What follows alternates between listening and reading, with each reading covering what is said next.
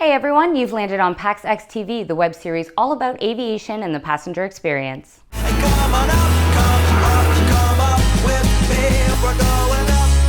I'm your host Maryann Simson, and this month I'll be taking you through some of the coolest inventions geared at improving your time in the air. We'll also get a sneak peek at a flying hackathon in the works and look at how Auckland Airport is upping its game for the modern international traveler. First though, a word from our sponsor Panasonic Avionics.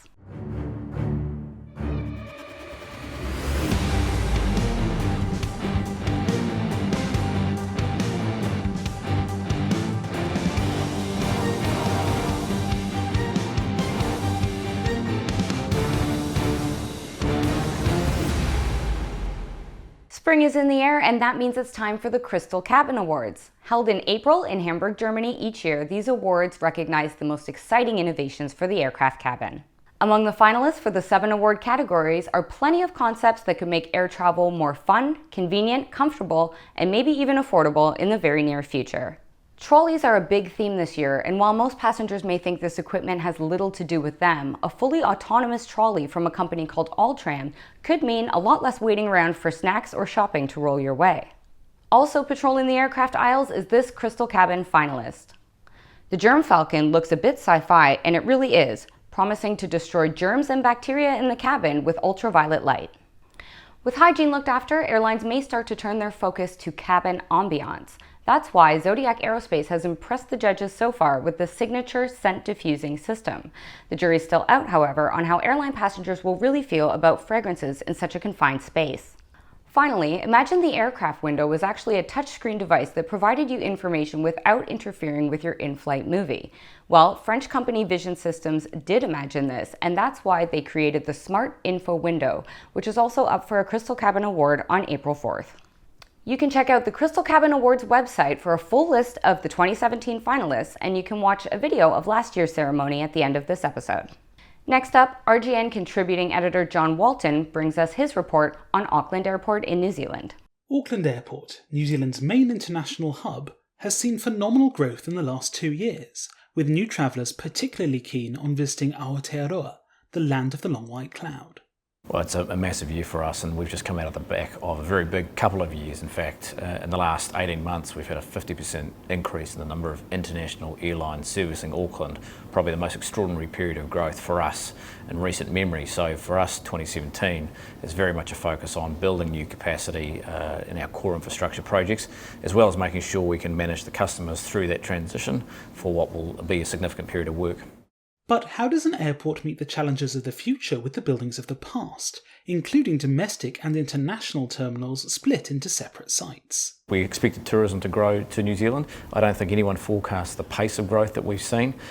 So New Zealand tourism is growing incredibly strongly, and given our share of the international travel to New Zealand, which is about 76% of all travel to New Zealand, we've benefited from that growth. So I think we would say that we've grown far faster than we expected, and what we've done is pulled forward and accelerated our development plan to match that growth. Despite the challenges of 40-year-old legacy buildings, Auckland needs to ensure that travellers' last memory of New Zealand is a good one. The upgrade of the International Departure Lounge is a really big project for us. It was several years in the making. It came directly off the back of our 2014 master plan, where we made some pretty big changes to our master plan. And so we immediately kicked into that redevelopment, and it's right in the heart of the old 1976 terminal building, and therefore it's quite a complex project. So what we're doing is both dealing with some of those legacy issues from that old terminal building, but at the same time setting the foundation for the future integrated domestic and international terminal. Given the growth in services to and from China, how is Auckland specifically catering for this market in its retail offerings? The intent is we're really picking up the best of New Zealand and the world. There's no doubt about it, when people are travelling through New Zealand airports, and our airport in particular, they do want to get a last memory of their travel, and that can be in different forms. It could be some great clothing like Icebreaker, which is a great New Zealand brand. It could be pharmaceutical products. It could be food and wine that sort of remind them of those stories of their travels. But at the same time, we've got our traditional New Zealand travellers who see the airport as a great shopping destination, and they want some of the best New Zealand brands, but also some of the world's best brands when they go travelling. So we've got to have that mixture right so that we can serve both those two markets.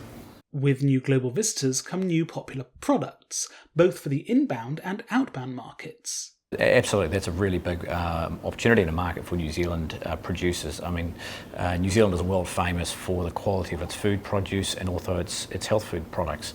And I think many of these new emerging markets like China are really interested in some of those pharmaceutical health products.